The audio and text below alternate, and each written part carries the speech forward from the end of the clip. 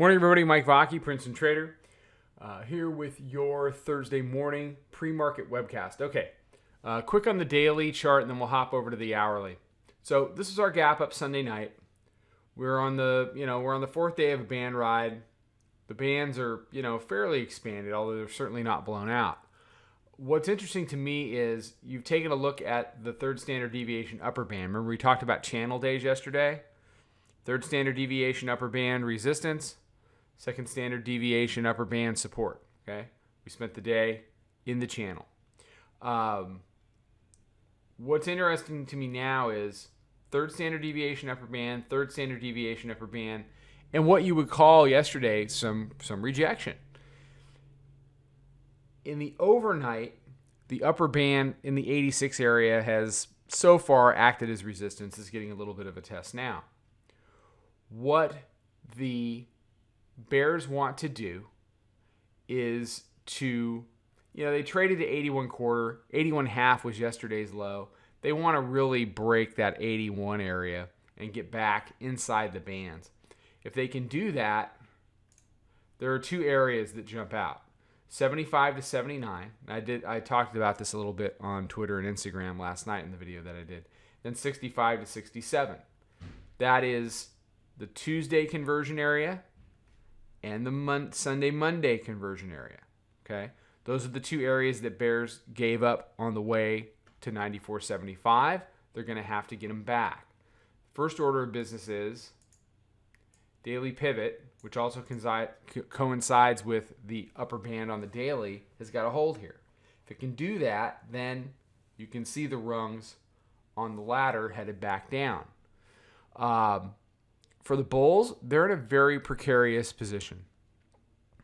You've got all-time highs, continuation chart at 24.01. You've got this 94.75 high.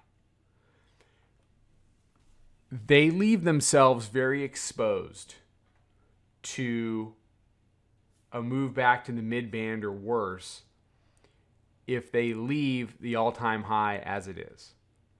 Basically, they've come so far. They have to go the rest of the way, or they're really going to display some vulnerability on longer term and short term, basically on all time frames. So the onus is on the bulls more than the bears, because you would say to yourself, well, the pressure's on the bears. Not really. Everybody expects the bears to do nothing, starting with me. Okay? Everybody expects the bulls to go make new all-time highs. If you're talking about an expectations game, then all the pressure's on the bulls. Anything that the bears do is gravy. I mean, people may fight, people fight price all day, but I think most of them do it with a full expectation that it's probably not going to work out. Dip buyers do it with a full expectation that it's absolutely going to work out, because that's what's worked out for the past 7, 8, going on 9 years.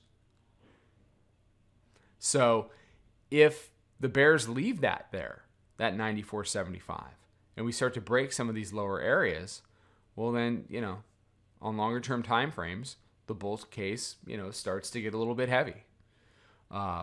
Is that going to happen? I have no idea. And neither does anybody else. And don't let anybody try to get away with telling you that they know what's going to happen, because they don't.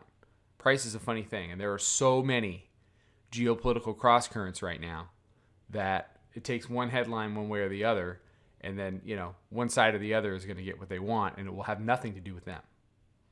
So be careful. Respect risk. Use risk markers. Use stops. Use disaster stops on everything.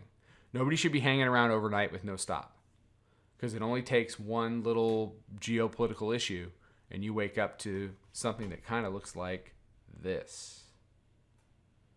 Okay? Don't think there aren't still people completely bleeding out from Sunday night all the way here, because there are. All right. Take care. I'll see you for the midday update. Follow us over on Twitter, Instagram, and Snapchat at Princetontrader. Check us out on Facebook and join us for a free trial at www.princetontrader.com. Trade 'em well.